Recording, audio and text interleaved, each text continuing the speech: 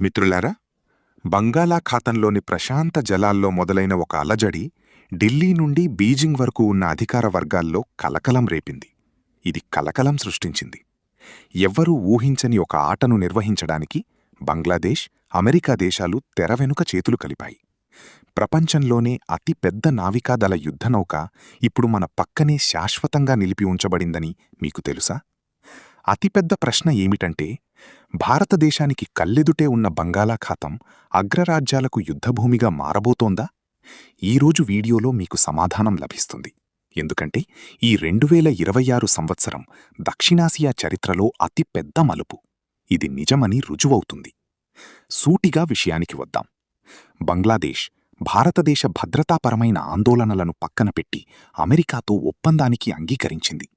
ఇది 2 అత్యంత ప్రమాదకరమైన మరియు ప్రధాన రక్షణ ఒప్పందాలను కూడా నిలిపివేసింది. ఈ ఒప్పందాలే ఈసీఎస్ఏ అనగా సముపార్జన మరియు క్రాస్ సర్వీసింగ్ ఒప్పందం, మరియు జీసోమియా అనగా సైనిక దళాల సాధారణ భద్రతా సమాచార ఒప్పందాలు. ఈ పేర్లు వినడానికి కొంచెం సాంకేతికంగా అనిపించవచ్చు, కాని వాటి ప్రభావం ఏమిటంటే, ఇప్పుడు చెత్గాం మరియు మాతర్బారి వంటి ప్రాంతాలు అమెరికా యుద్ధనౌకలు మరియు యుద్ధ విమానాలు ఎప్పుడైనా వ్యూహాత్మక ఓడరేవులకు చేరుకోగలవు. వారు ఇంధనం నింపుకుని వారికి కావలసినంత కాలం ఉండగలరు. ఇది కేవలం ఒక వ్యాపార ఒప్పందం కాదు, ఇది బంగాళాఖాతానికి కీలకం.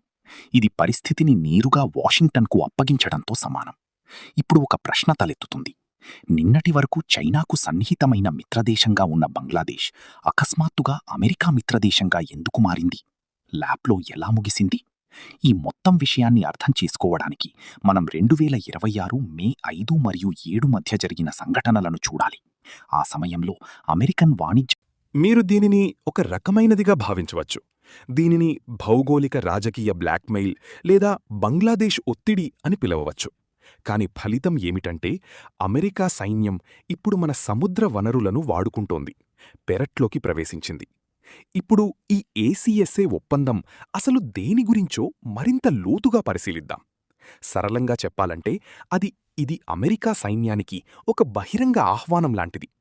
ఈ ఒప్పందం తర్వాత అమెరికా యుద్ధనౌకలు, జలాంతర్గాములు మరియు నిఘా విమానాలను బంగ్లాదేశ్లో మోహరిస్తారు. ఓడరేవులు మరియు వైమానిక స్థావరాలను లాజిస్టిక్స్, ఇంధనం నింపడం మరియు నిర్వహణ కోసం ఉపయోగించవచ్చు. దీని అర్థం, భారతదేశం ఇప్పుడు సముద్రంలో గస్తీ కాస్తున్న అమెరికా నౌకలు ఇకపై తమ సుదూర స్థావరాలకు తిరిగి వెళ్లాల్సిన అవసరం లేదు. చట్టోగ్రామ్ పోర్ట్ వారికి సొంత ఇల్లులా అనిపిస్తుంది. జిఎస్ఓఎంఐఏ ఒప్పందం ప్రకారం 2 దేశాలు అత్యంత రహస్య సైనిక గూఢచారాన్ని పంచుకుంటాయి. ఇప్పుడు ఆలోచించండి, అమెరికా, బంగ్లాదేశ్లు గూఢచార సమాచారాన్ని పంచుకున్నప్పుడు వారు భారతదేశం, చైనాల కదలికలను పర్యవేక్షించరా? ఈ ఒప్పందం వెనుక బంగ్లాదేశ్ దురాశ కూడా అపారమైనది. బంగ్లాదేశ్ తిరస్కరించలేని ప్రతిపాదనను అమెరికా చేసింది. అది అసాధ్యం. వస్త్ర ఎగుమతులపై బంగ్లాదేశ్ విధించిన భారీ 19% పన్నుకు అమెరికా ఒక ప్రధాన సవాలుగా నిలిచింది. దీనివల్ల బంగ్లాదేశ్కు ఎలాంటి రుసుములు లేకుండా సుంకరహిత వాణిజ్య ప్రవేశం కూడా లభిస్తుంది. బంగ్లాదేశ్ ఆర్థిక వ్యవస్థ పూర్తిగా వస్త్ర ఎగుమతులపై ఆధారపడి ఉంది. అమెరికా సంయుక్త రాష్ట్రాలు దాని అతిపెద్ద మార్కెట్గా ఉంది. తన ఆర్థిక వ్యవస్థను కాపాడుకోవడానికి బంగ్లాదేశ్ తన సార్వభౌమాధికారాన్ని, పొరుగు దేశాల నమ్మకాన్ని అమ్ముకుంది. కానీ కొన్ని రూపాయల కోసం ఈ ప్రాంతం మొత్తం శాంతిని బలి ఇవ్వాలా? వసూలు చేయడం సరైనదేనా? ఈ ప్రశ్న ప్రతి భారతీయుడిని వేధిస్తోంది. దీనిపై మాజీ ప్రధాని షేక్ హసీనా చేసిన ప్రకటనను అతను నిరాకరించడంతో అతన్ని అధికారం నుండి తొలగించడానికి ఒక కుట్ర జరిగింది. ఆ సమయంలో ప్రపంచం దీనిని ఒక రాజకీయ ప్రకటనగా పరిగణించింది. కాని ఈరోజు అమెరికా యుద్ధనౌకలు ఢాకాను సమీపిస్తుండగా హసీనా భయాలు ఒక భయంకరమైన వాస్తవంగా కనిపిస్తున్నాయి. ఈ రక్షణ ఒప్పందానికి పునాది వేయడానికే బంగ్లాదేశ్లో తిరుగుబాటు జరిగిందా? ఉత్కంఠ పెరుగుతోంది. ఇది చైనాకు గట్టి దెబ్బ. గత దశాబ్దకాలంగా చైనా బంగ్లాదేశ్ను చురుకుగా వెంటాడుతోంది. మౌలిక సదుపాయాలలో బిలియన్ల డాలర్లు పెట్టుబడి పెట్టబడ్డాయి. బంగ్లాదేశ్ ఆయుధాలలో 70% కంటే ఎక్కువ చైనా మూలం కలవి. మలక్కా జలసంధిపై ఆధారపడటాన్ని తగ్గించుకుని బంగాళాఖాతం వరకు తన పరిధిని విస్తరించుకోవడమే ఎల్లప్పుడూ వ్యూహంగా ఉంది. గంటలకు నేరుగా హిందూ మహాసముద్రానికి చేరుకోవడానికి చైనా మయన్మార్ ఎకనామిక్ కారిడార్ను నిర్మించింది. చైనా సిఎంఈసి మరియు కాక్ఫ్యూ పోర్టులో భారీగా పెట్టుబడులు పెట్టింది. కాని ఇప్పుడు అమెరికా బంగ్లాదేశ్లో పాగా వేస్తే ఈ మొత్తం చైనీస్ ఎనర్జీ కారిడార్ అమెరికా లక్ష్యంగా మారుతుంది. అమెరికా ఇక్కడి నుంచి తన ఇష్టానుసారం ప్రతి చైనా సరఫరా మార్గాన్ని అడ్డుకోగలదు. దీని అర్థం డ్రాగన్ ఇప్పుడు తన సొంత వలలోనే చిక్కుకున్నట్లు కనిపిస్తోంది.